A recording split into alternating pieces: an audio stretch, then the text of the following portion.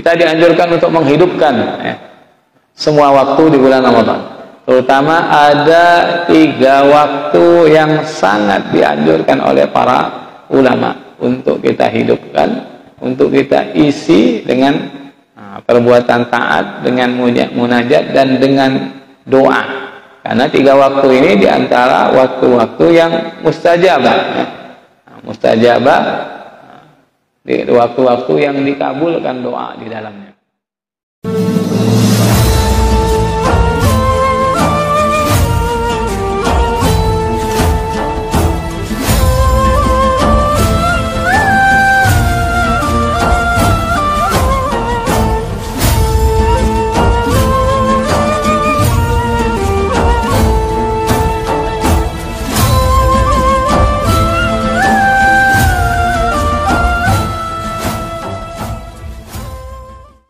Assalamualaikum warahmatullahi ta'ala wabarakatuh. Alhamdulillahi rabbil alamin, wa bihi nasta'in ala umuri dunya waddin. Asyhadu an la ilaha illallah wahdahu la syarika lah, wa asyhadu anna sayyidana wa habibana Muhammadan abduhu wa rasuluh. Allahumma salli ala sayyidina Muhammad الفاتح لما أغلق والخاتم لما سبق ناصر الحق بالحق والهادي إلى صراطك المستقيم وعلى آله حق قدره ومقداره العظيم ورضي الله عن شيخنا وقدوتنا الغر المقطوم أبي العباس أحمد بن محمد التجاني رب اشرح لي صدري ويسر لي أمري واحلل عقدة من لساني يفقهوا قولي أما بعد فيا أيها الأساتذة الكرماء ويا أيها الأخوان والأخوات والصائمون والصائمات rahimakumullah. Kita dianjurkan untuk menghidupkan semua waktu di bulan Ramadan. Terutama ada 3 waktu yang sangat dianjurkan oleh para ulama untuk kita hidupkan, untuk kita isi dengan perbuatan taat, dengan munajat dan dengan doa. Karena 3 waktu ini diantara waktu-waktu yang mustajabah. Mustajabah, di waktu-waktu yang dikabulkan doa di dalamnya. Kalau umpamanya kita mulai dari awal Ramadan bisa menghidupkan ketiga waktu ini, berarti dalam sebulan 90 waktu ya kita hidupkan.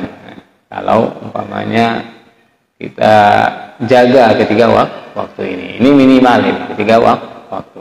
Yang pertama yaitu indal iftar, waktu ketika menjelang berbuka puasa. Nah, ini jangan sampai kita lewatkan waktu ini. Minimal 15 menit sebelum buka puasa kita sudah selesaikan semua urusan kita. Yang ibu-ibu sudah selesai memasaknya, menghidangkannya, tinggal duduk sambil menunggu bulan puasa, berzikir, memperbanyak doa, terutama doa yang dianjurkan oleh Rasulullah sallallahu alaihi wasallam. Asyhadu an la ilaha illallah, astaghfirullah, nas'aluka ridhaka wal jannah wa na'udzubika min sakhatika wan nar. Nah, ini doa-doa, perbanyak doa ini. Dan ketika setelah berbuka makan sedikit, kita juga dianjurkan berdoa, minta kepada Allah SWT, karena ketika itu pintu langit dibuka oleh Allah SWT dan itu termasuk waktu yang mustajabah, waktu yang dikabulkan doa. Ini waktu pertama, indah ketika menjelang berbuka. Dalam sebuah hadis Rasulullah bersabda, qala Rasulullah sallallahu alaihi wasallam, lis-shaimi inda iftarihi da'wa mustajabah. Bagi orang yang berpuasa ketika berbuka itu ada doa mustajab.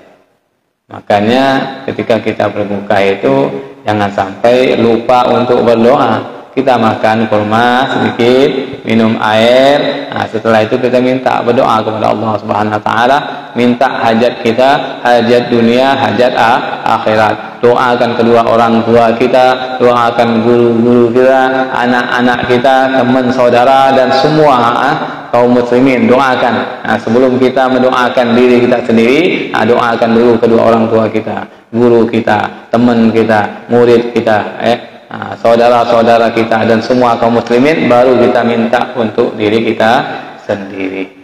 Nah, ditutup dengan Rabbana atina fid dunya hasanah wa fil akhirati hasanah wa qina adzabannar. Ini waktu yang pertama ketika berbuka puasa. Nah, ini tidak hanya di bulan Ramadan, bahkan dianjurkan di bulan-bulan lain pun. Menjelang maghrib itu sudah kita harus mempersiapkan diri untuk menghadapi waktu maghrib. Ya, minimal 15 menit sebelum maghrib itu sudah kita tinggalkan aktivitas duniawi.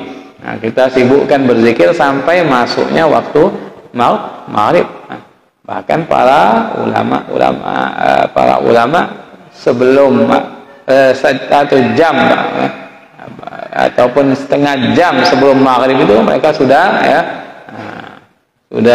menutup pintu, meluangkan waktu, meninggalkan semua aktivitas, duduk untuk berzikir, berdoa dan munajat kepada Allah Subhanahu wa taala. Itu termasuk waktu-waktu yang barakah, waktu sebelum maghrib dan juga waktu setelah maghrib atau bainal isya'in. Kemudian yang kedua, waktu yang sangat dianjurkan di bulan Ramadan ini secara khusus untuk kita hidupkan dengan doa dan zikir adalah waktu sahar. Waktu sahar, waktu sebelum subuh. Setelah kita sahur ataupun sebelum kita sahur, kalau bangunnya awal jam 3 umpamanya, sebelum kita sahur kita gunakan untuk sholat minimal 2 rakaat, kemudian baca sedikit zikir, ataupun lebih afdal kita baca lazimahnya. Lazimah pagi itu dibaca di takdim. Nah, itu lebih afdal itu. Lazimah pagi di takdim sebelum subuh itu, ya. Kemudian dilanjutkan kalau masih ada waktu, baca salawat, Fatihah ataupun baca Quran. Nah, nanti setelah 15 menit sebelum imsak makan. Kita makan. Setelah makan baru kita meneruskan kembali 10 menit sebelum subuh itu, entah itu baca Quran atau apa. Nah, itu sebelum subuh, waktu sahar. Ini sangat dianjurkan. Nah, di bulan Ramadan terutama di bulan Ramadan. Di luar Ramadan pun sangat dianjurkan waktu sahar ini untuk kita hidupkan, meskipun hanya untuk melakukan sholat 2 rakaat saja. Ini kita latih diri kita paksakan diri kita. Nah, mumpung di bulan Ramadan ini kita dimudahkan oleh Allah SWT, alhamdulillah, untuk bangun sahur, untuk bangun malam. Nah, maka jangan sampai kita hanya makan sahur saja. Nah, di waktu-waktu itu kita gunakan juga waktu itu untuk memperbanyak doa kepada Allah SWT. Minta apa saja yang ingin kita minta. Kita tidak bisa berdoa dengan bahasa Arab, dengan bahasa kita masing-masing. Kita dengan bahasa kita. Allah Subhanahu wa taala maha paham, memahami doa yang kita panjatkan meskipun tidak dengan bahasa Arab. Nah, ini yang kedua, waktu yang kedua. Kemudian waktu yang ketiga yang sangat dianjurkan di bulan Ramadan untuk kita hidupkan adalah waktu setelah sholat subuh. Duduklah setelah sholat subuh. Jangan bergerak dari tempat sholatnya. Kalaupun bergerak, ya geser-geser dikit. Ataupun kalau umpamanya ada kuliah subuh, sambil mendengar kuliah subuh, tidak membicarakan hal-hal duniawi, berzikir, baca Quran sampai waktu isyraq. Sampai waktu isyraq. Itu juga termasuk waktu yang mustajabah, di pagi hari itu. Nah, jangan sampai di pagi hari setelah subuh kita gunakan untuk tidur. Itu dilarang oleh Allah Subhanahu oleh Rasulullah SAW. Dalam sebuah hadis Rasulullah menyebutkan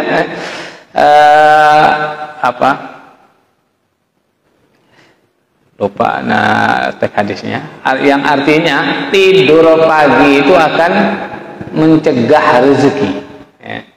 Tidur pagi itu akan mencegah rezeki, baik rezeki hissi maupun rezeki maknawi. Maka jangan dibiasakan tidur pagi.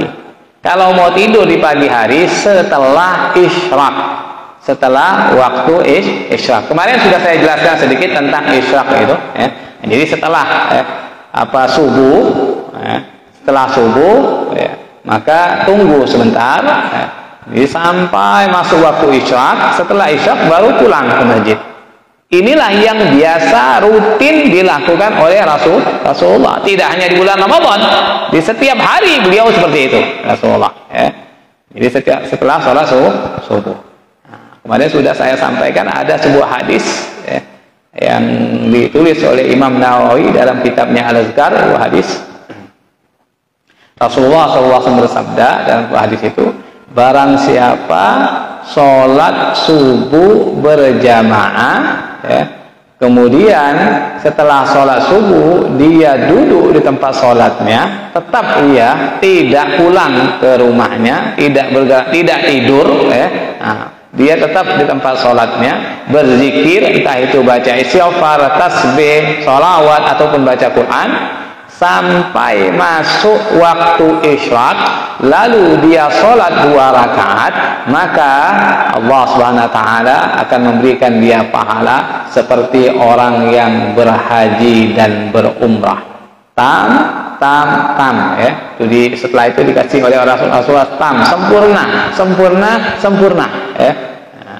Pahala haji dan umrah yang diterima oleh Allah Subhanahu wa Ta'ala sempurna. Jadi setiap hari kita bisa haji dan bisa mendapatkan pahala haji, pahala umrah. Tapi dengan syarat tadi, sholat subuh jamaah.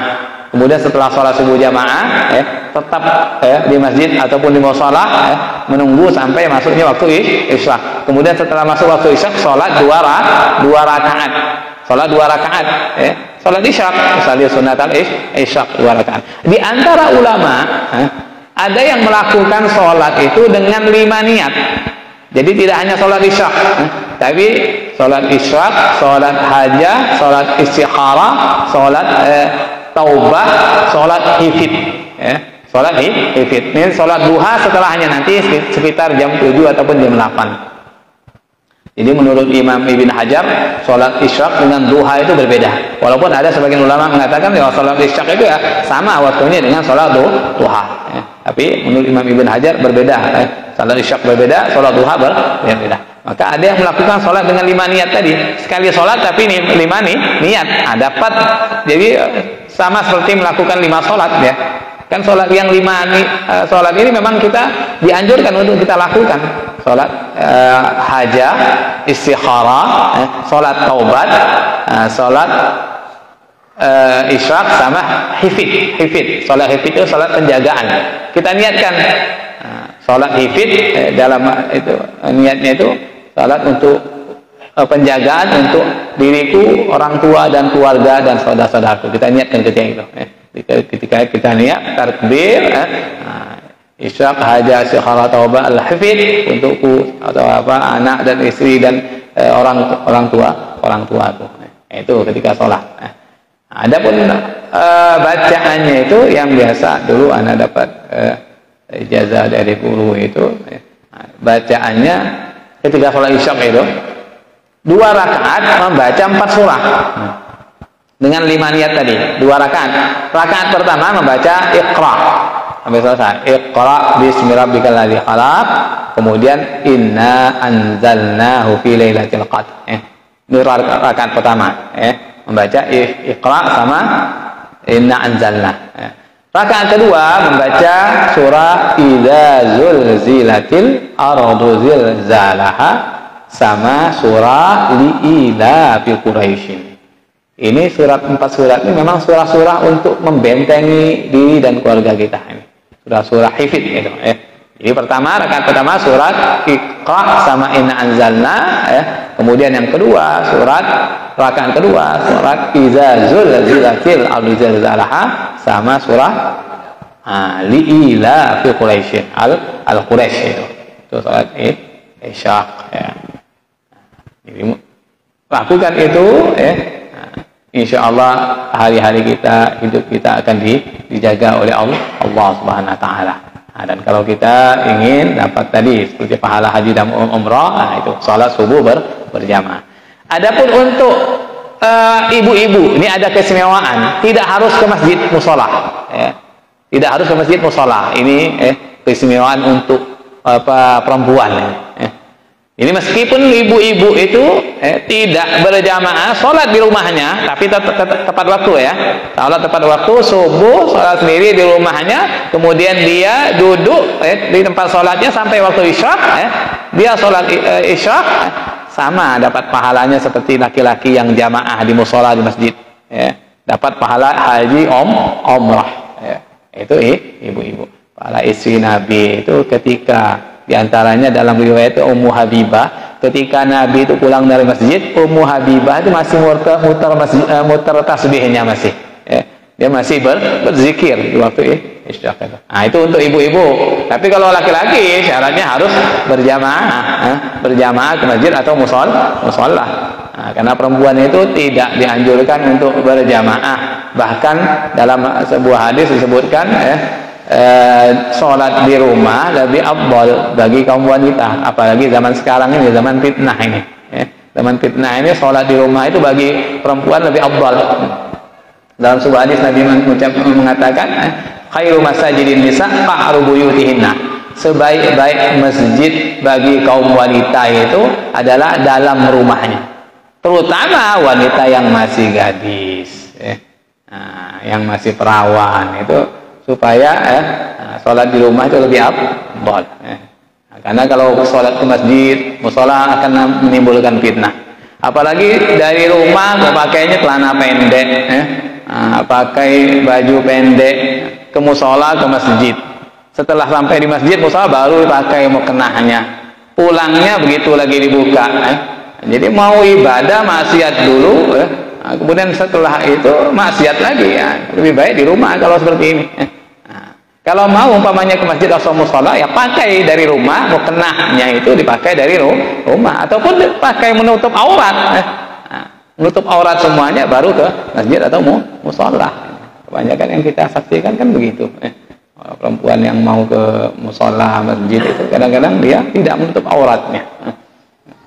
Itu waktu yang ketiga, adalah waktu setelah sholat subuh. Maka hendaklah kita, terutama di bulan Ramadan ini, kita maksimalkan, maksimalkan ketiga waktu tersebut. Jadi pertama tadi waktu ketika menjelang berbuka puasa, ya. Kita banyak berdoa, kita berzikir sebelumnya. Kedua, waktu sahar, waktu sebelum subuh itu. Apalagi dalam hadis-hadis sahih disebutkan bahwasanya ketika waktu sahar, waktu malam itu, di sepertiga malam terakhir, Allah manggil mana yang minta ampun, mana yang bertobat, bertobatlah, mana yang punya hajat maka sampaikan hajatnya, mana yang sakit minta kesembuhan maka minta kesembuhan. Di malam, setiap malam Allah SWT memanggil di waktu malam, di waktu sahar itu. Maka alangkah ruginya kalau Allah sudah memanggil, Allah sudah menawarkan, tapi kita malah tidur, tidak mau minta, tidak mau memenuhi panggilan Allah Subhanahu wa Ta'ala. Kemudian yang ketiga adalah waktu, waktu tadi, waktu setelah sholat subuh, ya, sampai waktu isya. Mudah-mudahan kita diberikan kekuatan oleh Allah SWT untuk bisa menghidupkan ketiga waktu ini di bulan Ramadan, dan dengan harapan setelah Ramadan pun kita tetap bisa untuk menghidupkan, memakmurkan ketiga waktu ini dengan zikir dan berdoa kepada Allah SWT. Allahumma amin ya rabbal alamin.